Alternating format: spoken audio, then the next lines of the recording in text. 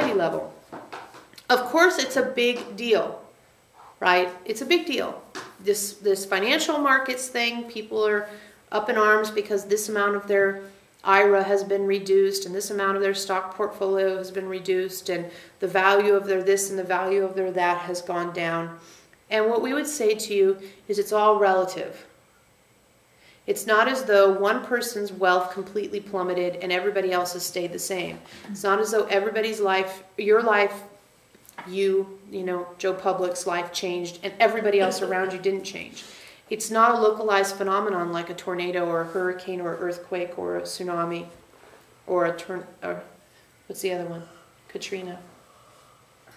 Hurricane. We said that, didn't we? Did we say hurricane? Anyway, it doesn't matter. So, it's not a localized phenomenon where it's only affecting a few people. It's affecting everybody and it's for waking up. So, if your stock portfolio went down by 15%, there's an investment in your spiritual growth.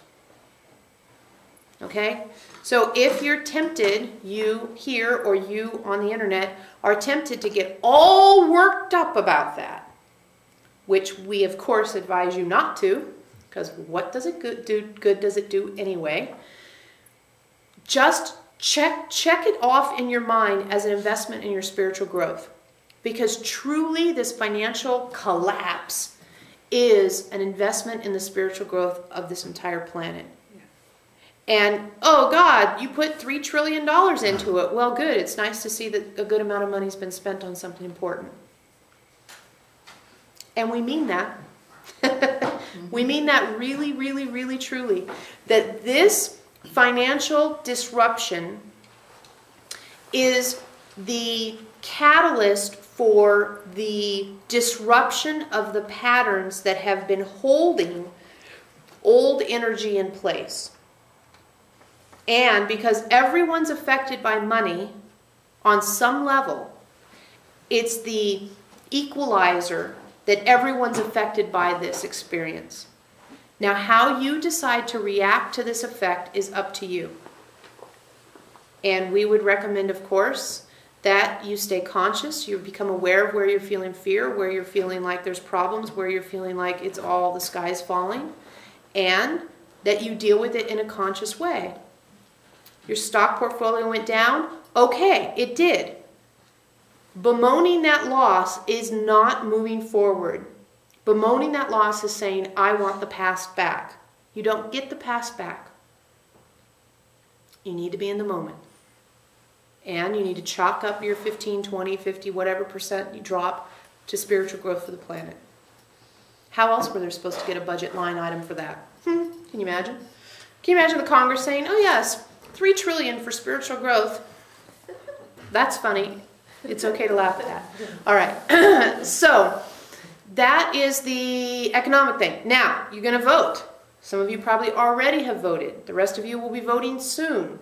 And some of you probably don't care. But for most of you, voting is on your mind right now. Be very, very, very conscious when you vote. When you're voting, even if you're filling out your absentee or you're at the poll or however you do it, wherever you are, here is your chance to make a difference, not just with your vote, but with your high vibrational, conscious, energetic. And as you're filling out your ballot and you're checking whatever box you like to check the box because it is bringing you into alignment with what you believe and to the candidate or the propositions or the measures that you believe are appropriate for your going forward. You want to make sure that you're not just checking the box out of the idea of, well, this one's the worst, the best of the worst. Or, well, I don't really know, it could be worse. I'm going to listen to so-and-so. Even if you don't know the full scope of the things you're voting on, because we understand sometimes it's a lot to read or whatever, and you just take someone else's opinion, okay, that's all right. But don't just blindly check the boxes to get it over with. Actually infuse your truth into the decisions you make. Even if the decision is, I'm just going to listen to so-and-so without studying it myself. Once you've made the choice you're going to make, Be conscious about the fact that you're putting high vibrational energetics behind the check you're making. Don't miss the chance to infuse that high vibration into your voting process, because this is how light workers can help offset some of the folks that are out there that want to use a lower vibrational way to influence the elections. You don't have to go around rigging voting machines to infuse the voting process with higher vibrational energies. What you need to do is just be very conscious as you're filling out your own ballot, because that allows you to infuse the system with high vibrational energies. It doesn't change anybody else's vote.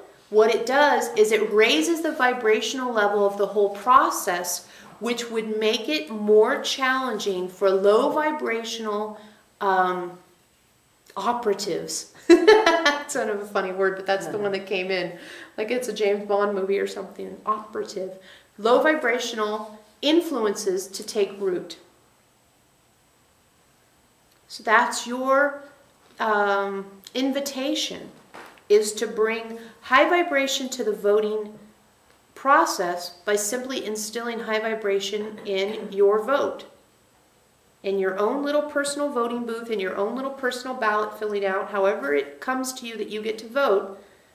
Remember, the difference you can make internally makes a huge difference externally.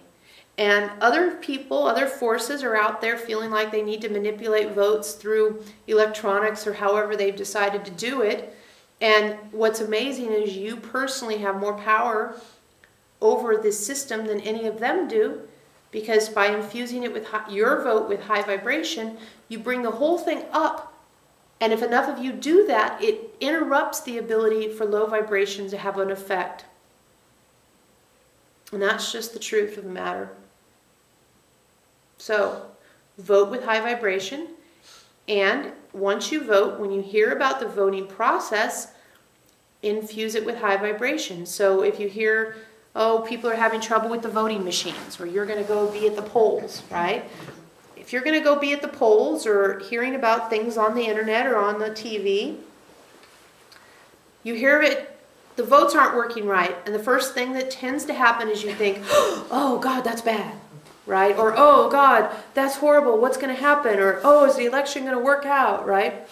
First thing you need to do is say, I choose for this election to be high vibrational, and I believe that low vibrational influences will have no foothold.